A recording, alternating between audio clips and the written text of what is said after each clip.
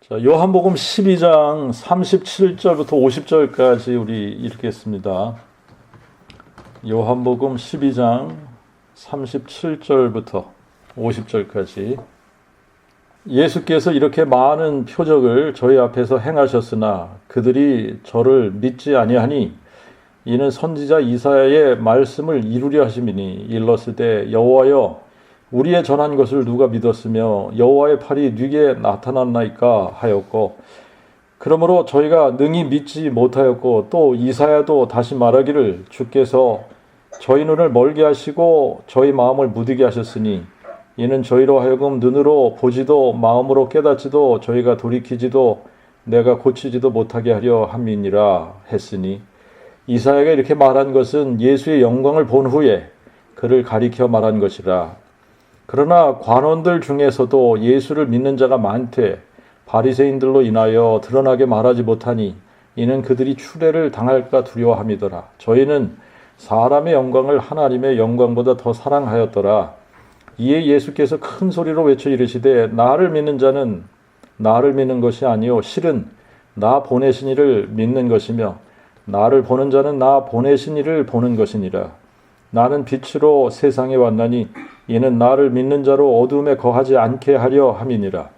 사람이 내 말을 듣고 나서 그가 믿지 아니할지라도 나는 그를 정죄하지 아니하나니 이는 내가 와서 세상을 정죄하려는 것이 아니요 오히려 세상을 구원하려는 것임이니라. 그러나 나를 배척하고 내 말을 받아들이지 아니하는 자를 정죄하리가 있으니 내가 한 그 말이 마지막 날에 저를 정죄하리라. 이는 내가 내 자의로 말한 것이 아니요 나를 보내신 아버지께서 나의 말할 것과 전할 것을 친히 명하여 주셨으므로 나는 그의 명령이 영원한 생명인 줄 아노라. 그러므로 내가 말하는 것도 아버지께서 내게 말씀하신 그대로 그렇게 말하는 것이니라. 질문을 제가 먼저 좀 하나 하겠습니다. 질문인데요. 이제 어떤 질문이냐면 여러분들 입장에서 먼저 이거를 생각을 해보고 나중에 이제 예수님의 입장에서 또 한번 생각을 해보는 거예요.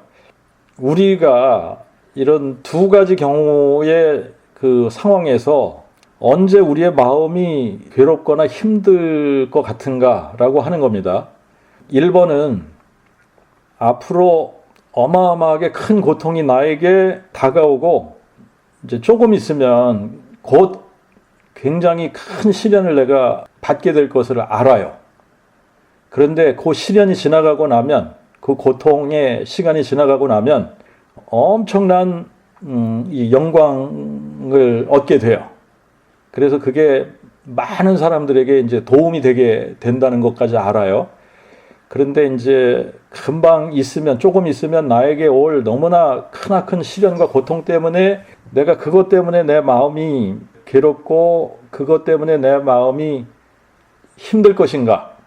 아니면 이제 두 번째는 그거보다 아무리 많은 증거를 제시해도 사람들이 나를 믿질 않아요. 아무리 많은 증거를 제시해주고 그래도 사람들이 여전히 나를 믿어주지 않는다. 나를 믿지 않는다.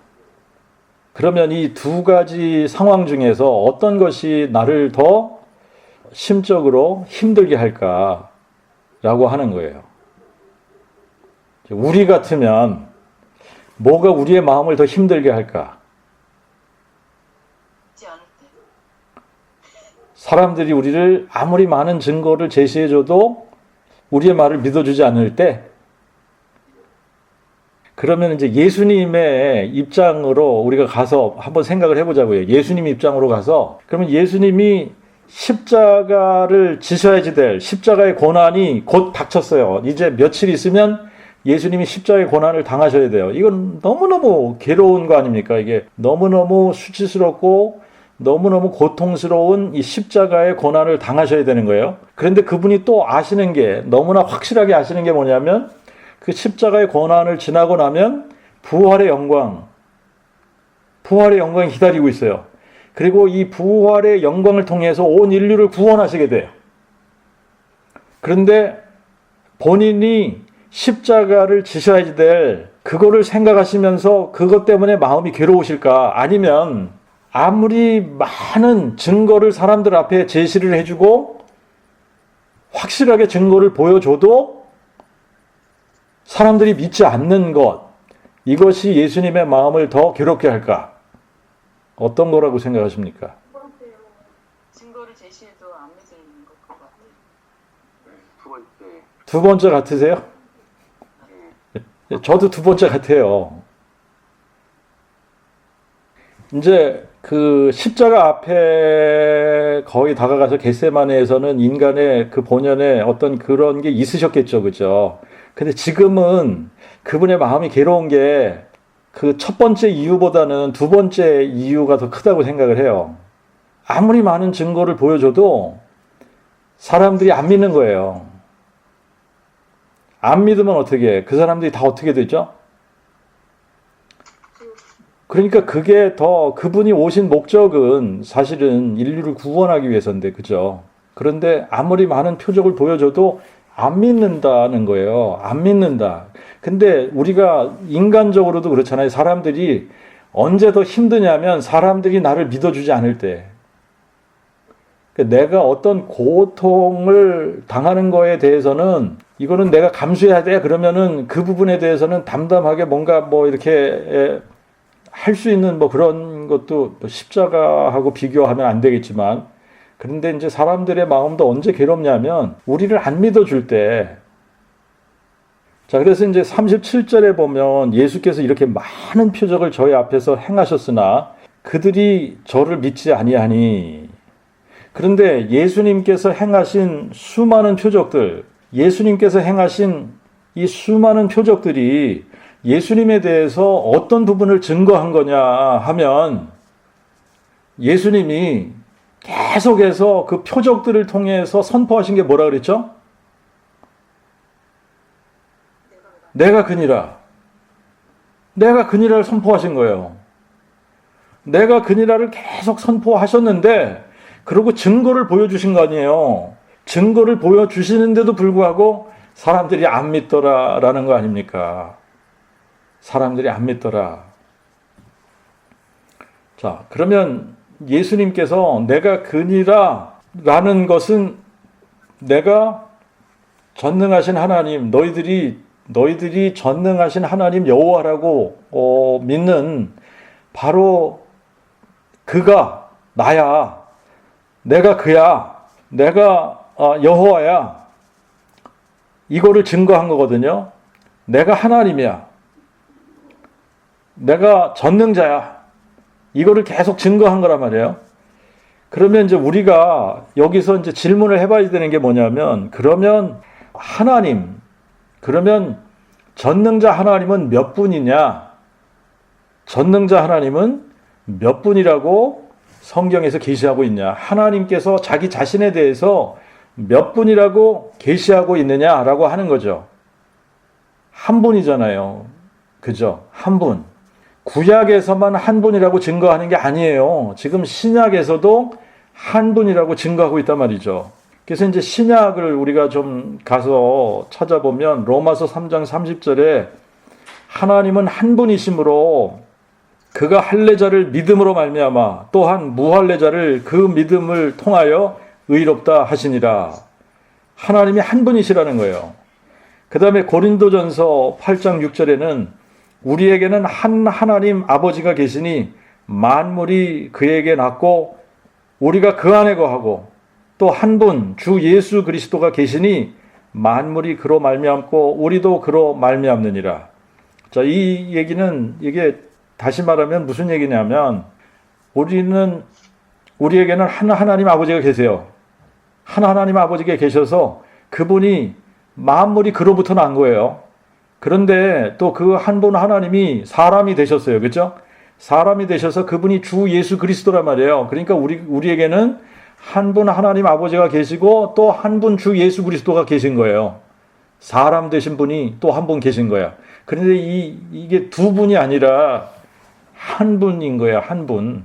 그래서 예수 그리스도가 뿌리면서 자손이라는 얘기를 하고 있는 겁니다. 예수 그리스도가 뿌리면서 자손이다. 디모데전서 2장 5절도 한 분 하나님 곧 만유의 아버지가 계시니 만유 위에 계시고 만유와 함께 그리고 너희 모두 안에 계신 자니라. 한 분 하나님이라는 거잖아요. 하나님은 한 분이라는 거예요. 그 다음에 또 지금 제가 그거 디모데전서 2장 5절이라 그랬어요. 에베소서 4장 6절이라 그랬어요. 디모데전서 2장 5절. 그 조금 전에 읽은 거는 에베소서 4장 6절이고 지금 제가 이제 디모데전서 2장 5절 읽어드릴게요. 디모데전서 2장 5절은 하나님이 한 분이시요 또 하나님과 사람 사이의 중보자도 한 분이시니 곧 사람이신 그리스도 예수시라. 지금 여기서도 고린도전서 8장 6절하고 이제 같은 이야기를 하고 있는 건데 하나님이 한 분이신데 또 하나님과 사람 사이에 중보자도 한 분이시라는 거예요. 자, 하나님은 한 분이신데 하나님이 사람 되신 분도 한 분이야. 그런데 이분이 다른 분이 아니라 동일한 분이라고 얘기를 하는 거예요. 그래서 뿌리도 한 분이고 자손도 한 분인데 예수 그리스도가 뿌리면서 자손이다 이 얘기를 하는 거거든요. 그리고 이제 야고보서 2장 19절에 보면 하나님이 한 분이시라는 거는 하나님이 한 분이시라는 거 내가 잘 믿는도다. 그런데 귀신들도 믿고 떠드느니라. 귀신들도 믿고 야고보서 2장 19절 제가 귀신들도 믿고 떠든다고 그랬나? 떠느니라 그랬나? 떠느니라 그랬죠? 떠느니라. 제가 잘못 적었어요. 귀신들도 믿고 떠느니라. 하나님이 한 분이시라는 거는 귀신들도 믿고 떤대요. 자, 그러니까 이게 어떤 식으로 이 부분을 쓴 거냐면 귀신들도 믿고 떠는 거야 이거는. 그러니까 누구나 다 아는 거야 이런 얘기 아닐까요? 하나님이 한 분이시라는 거는 누구나 다 아는 거야 이런 얘기 아닐까? 자, 그러니까 하나님이 한 분이시라는 거는 그 당시에는 이게 너무나 당연한 거예요. 여호와 하나님만 한 분이신 거예요. 그런데 여호와 하나님이 사람이 되셨어요. 근데 그 사람 되신 분도 또 한 분이야. 그러니까 이 사람 되신 분이 아버지면서 자손이다. 다윗의 뿌리면서 자손이다. 이 얘기를 하는데 사실 이게 사람들에게는 이해하기가 쉽지 않은 부분이긴 해요. 그러나 그 부분을 지금 하나님은 한 분이세요. 그런데 이제 우리가 구약에 가서 보면 구약에는 하나님 한 분 계시고 아직 사람 되신 분이 안 계시잖아요. 그죠? 자, 그러니까 하나님 한 분 계신 걸로 끝나는 거죠. 그죠? 그런데 신약에 와서 하나님이 한 분이시고 또 하나님과 사람 사이의 중보, 사람 되신 분도 한 분. 그런데 예수 그리스도는 하나님이시면서 사람이시다. 근데 이게 이제 언제 우리가 확실하게 이제 요 부분이 알게 되어지느냐면 그날에 이제 예수님이 다시 오실 때요. 세상 끝날에, 그날에 재림 때를 의미하는 겁니다. 그날에 스가랴 14장 9절에 보면 여호와께서 온 땅에 왕이 되시리니 그날에는 여호와께서 홀로 하나이실 것이요 그의 이름이 홀로 하나이실 것이라. 그러니까 그 날이 되면 우리가 뭘 알게 되느냐면 유대인들도 그때 되면은 이제 이거를 확실하게 알게 되는데 예수님이 여호와시구나 이거를 알게 된다는 얘기예요. 그러니까 하나님은 한 분이신데 여호와 밖에 없는 거죠. 여호와밖에 없는데 그분이 사람이 되셨다. 그래서 사람이 되셨을 때에 처녀의 몸에서 잉태가 되었다. 그래서 처녀의 몸에서 잉태가 되어져서 한 아기로 한 아들로 우리에게 주신 바가 되었는데 그분을 우리가 예수라고 부르는 거란 말이죠. 그런데 구약에서 누가 한 아기로 한 아들로 주신 바 된다고 약속을 했냐? 한 아들로 주신 바 된다고 약속하신 분이 전능하신 하나님이라는 거죠. 영존하시는 아버지라는 거죠. 그래서 예수는 영존하시는 아버지이면서 하나님의 아들이신데, 자, 이제 이 부분이 굉장히 사람들한테는 출입기한 거예요. 하나님의 아들이신 동시에 또 이분은 사람의 아들이라는 거예요.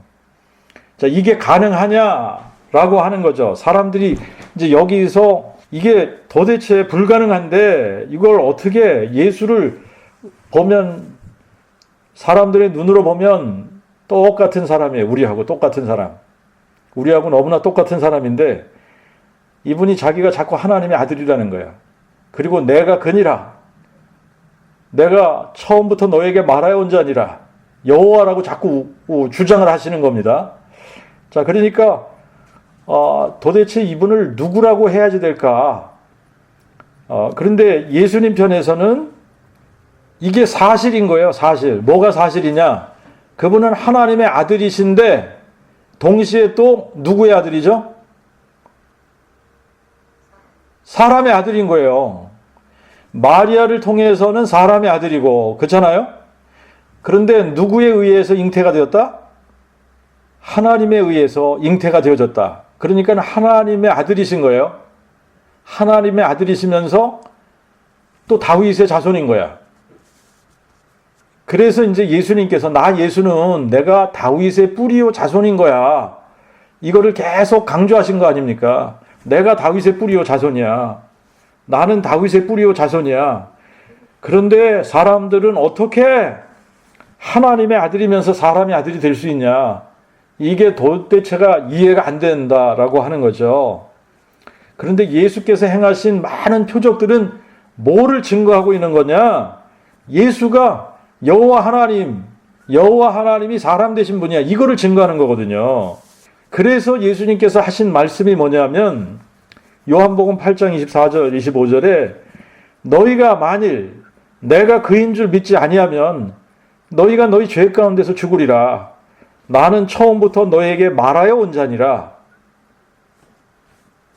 그런데 우리가 이제 구약의 성경을 읽다 보면 여호와 하나님께서 하신 말씀이 과연 태초부터 내가 그니라.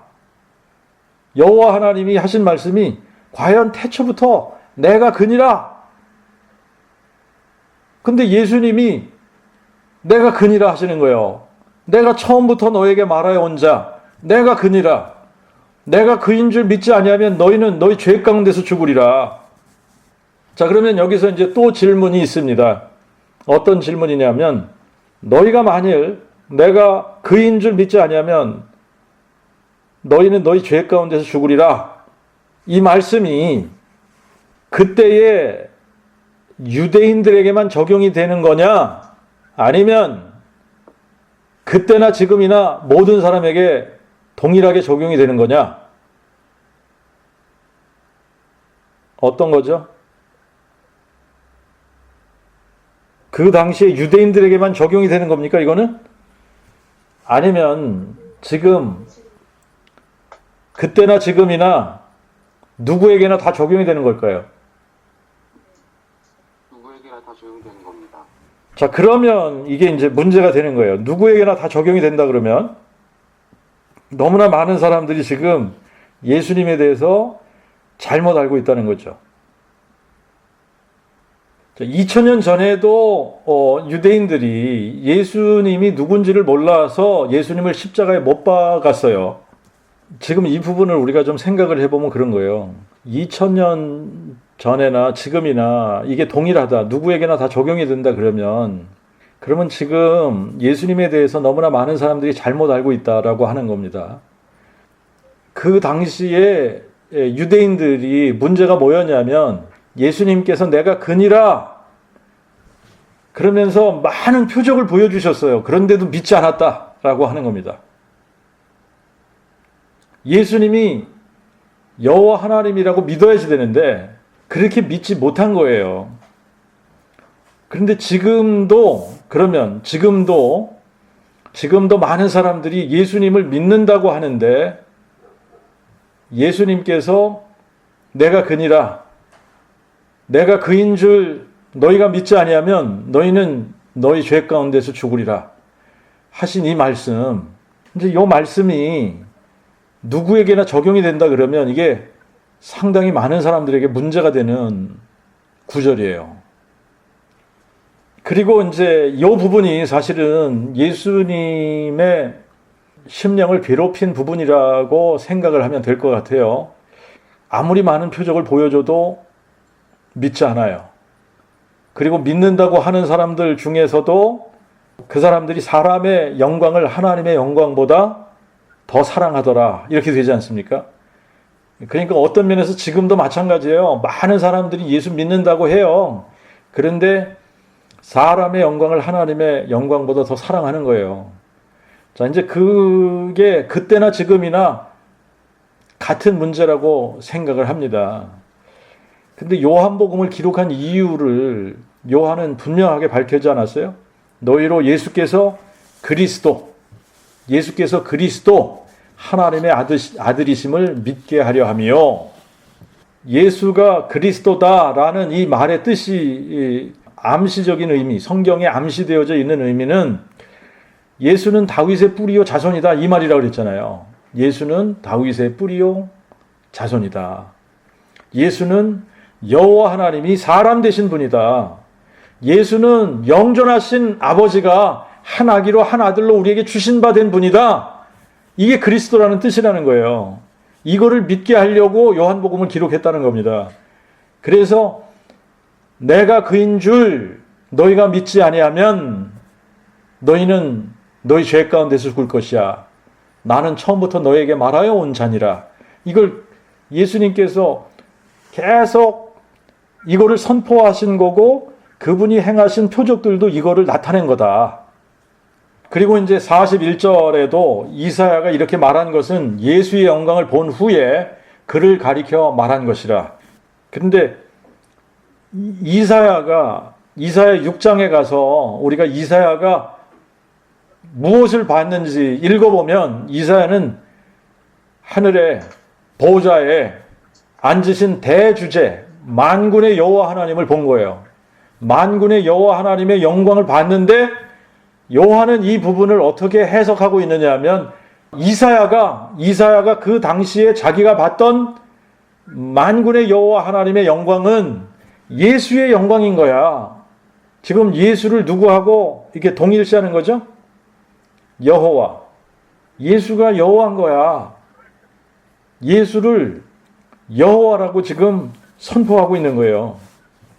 자, 그러면서 이제 우리가 44절부터 좀 살펴보도록 하겠습니다. 44절부터 보면 예수님께서 큰 소리로 외쳐서 뭐라고 말씀하시냐면, 나를 믿는 자는 나를 믿는 것이 아니요 실은 나 보내신 이를 믿는 것이며, 나를 보는 자는 나 보내신 이를 보는 것이니라. 자, 이 부분을 한번 잘 생각해 보시면, 예수를 믿는 것은 나 보내신 이, 예수님을 보내신 이를 우리가 여호와 하나님이라고 한다면, 예수를 믿는 것은 여호와를 믿는 것이다, 이 얘기하는 거 아니에요? 예수 믿는 거는 여호와를 믿는 거야. 그리고 나를 보는 자는 나 보내신 이를 보는 거야. 예수를 보는 것은 만군의 여호와 하나님을 보는 거야. 지금 이 얘기하는 거거든요.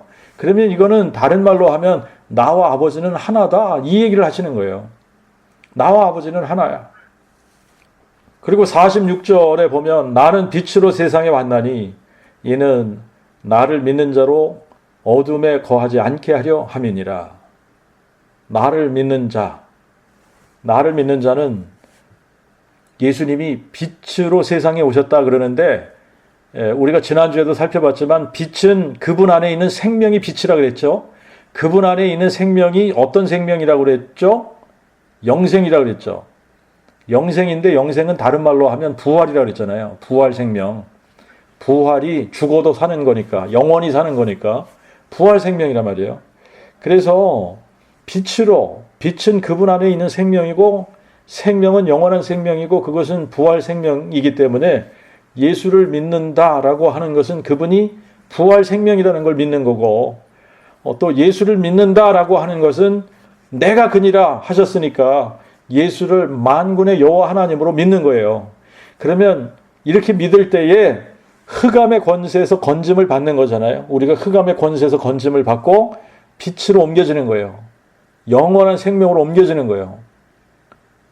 그래서 이제 47절부터 우리가 보면 47절, 48절에 사람이 내 말을 듣고서 그가 믿지 아니할지라도 나는 그를 정죄하지 아니하나니 이는 내가 와서 세상을 정죄하려는 것이 아니요 오히려 세상을 구원하려는 것임이니라.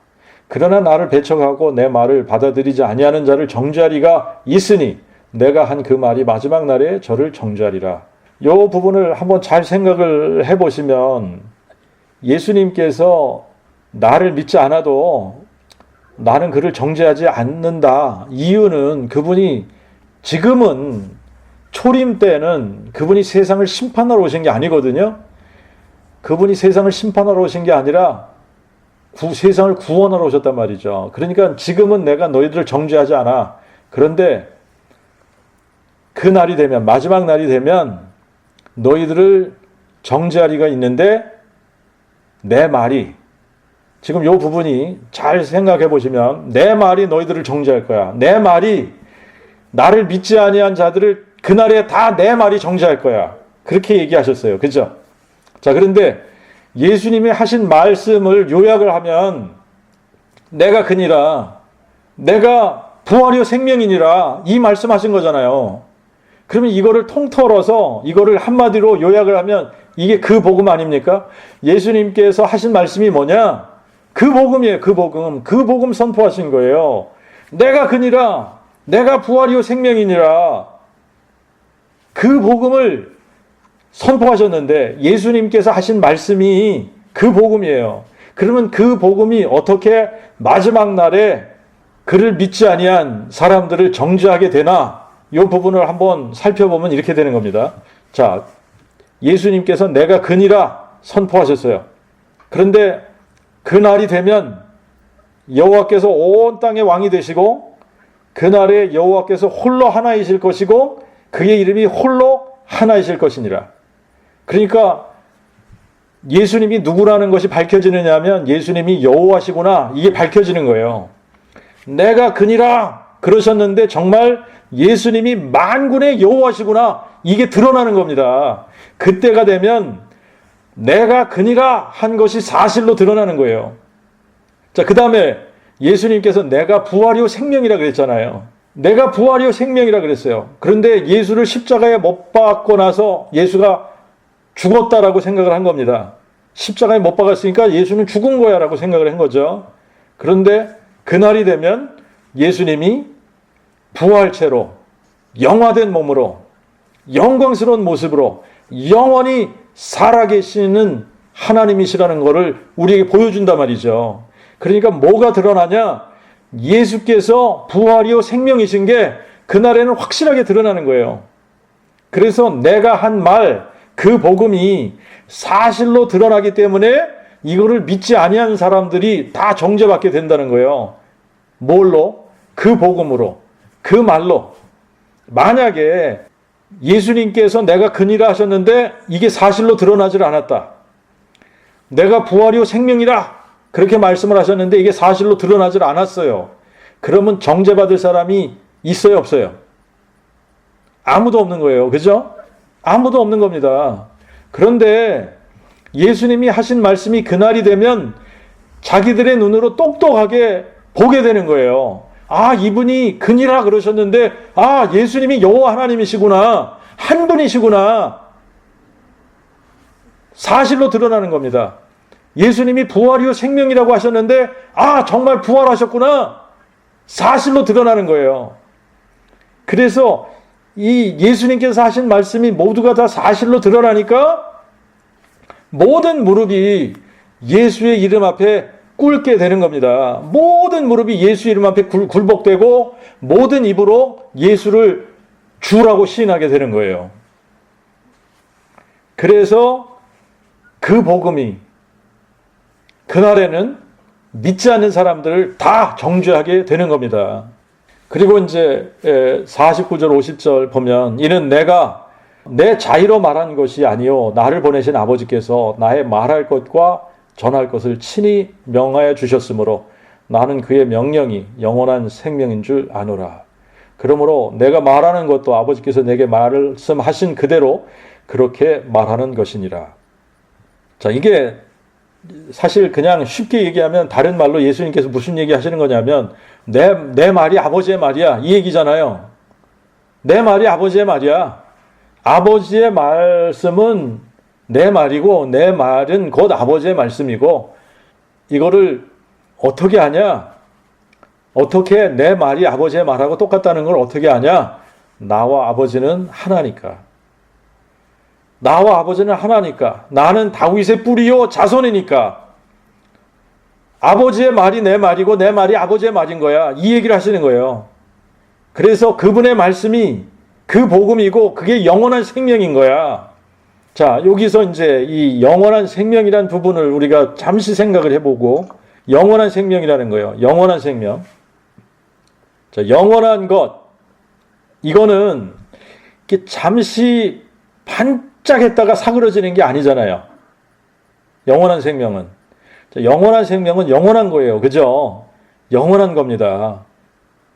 그래서 그 복음이 영원한 것이고 이거는 우리에게 영생을 주는 것이기 때문에 영원한 생명을 주는 거기 때문에 우리가 그 영생을 얻은 후에는 여기 우리가 잠시 그냥 반짝했다가 사그러지는 이런 게 아니라는 거예요. 부활로 복음이 됐어 뭐 그러다가 이렇게 업앤다운 이게 비정상이라고 하는 게 이런 얘기예요. 자, 영원한 것은 잠시 반짝하다가 사그러지는 게 아니다. 그 복음은 에베소서 3장 8절에 뭐라고 바울이 얘기했느냐면 측량할 수 없이 풍요한 그리스도의 그 복음이라고 그랬어요. 그리스도의 그 복음은 측량이 안 될 정도로 풍요로운 거다. 측량할 수 없이 큰 것이다. 측량할 수 없이 풍요롭고 큰 것이 그 복음이에요. 그리스도의 그 복음. 그리고 디모데전서 1장 11절에는 복되신 하나님의 영광스러운 그 복음이라 그랬어요.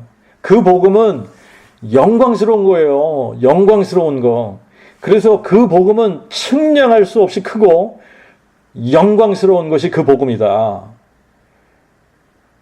이거는 우리가 그 복음이 깨달아지고 마음에 믿어졌는데 잠시 반짝하다가 사그러지는 이런 게 이럴 수가 없다는 거예요, 이게.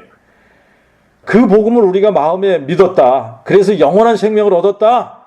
그러면 우리는 그 복음이 측량할 수 없이 풍요한 것이기 때문에 그 복음의 깊이, 그 복음의 크기, 그 복음의 넓이와 그 복음의 높이가 날마다 더해지는 은혜를 입게 되는 거예요. 그래서 어떻게 해요?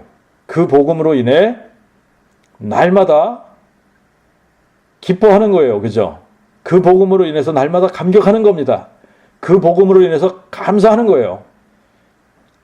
자, 이게 커지면 커질수록 우리는 설 자리가 없는 거 아닙니까?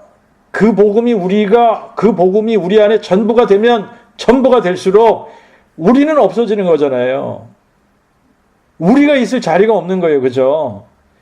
그래서 어떻게 해요? 더 이상 우리 자신을 위해 살지 않게 되는 거죠. 우리 자신을 위해 살지 않고 그러면 누구를 위해 살아요? 오직 우리를 위해 죽고 부활하신 만군의 여호와 하나님이신 예수 그리스도를 위해서 사는 거 아닙니까? 그 복음이 일꾼으로 사는 거 아니에요? 그래서 누구를 만나던 언제 어디서건 우리는 뭘 선포할 준비가 된 사람들이냐? 그 복음 선포할 준비가 된 사람 아닙니까? 그 복음을 선포하면 선포할수록 하나님께서 기쁨을 더해 주시고 감격을 더해 주시고 감사를 더해 주시는 거예요. 그래서 어떻게 해요? 영생을 하나님께서 주셨기 때문에 영원한 생명을 주셨기 때문에 우리가 이렇게 그 복음으로 기뻐하고 감격하고 감사하는 이러한 삶을 언제까지 우리가 사는 거냐? 언제까지 우리가 살아야 돼요? 영원이에요.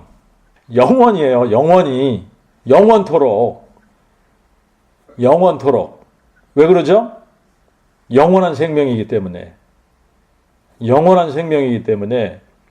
우리는 그 복음으로 인해서 하나님께서 주시는 측량할 수 없이 풍요한 그리스도의 그 복음의 영광스러움 때문에 기뻐하고 감격하고 감사하고, 그래서 그 복음의 일꾼으로 우리는 영원히 사는 사람들이 되는 겁니다.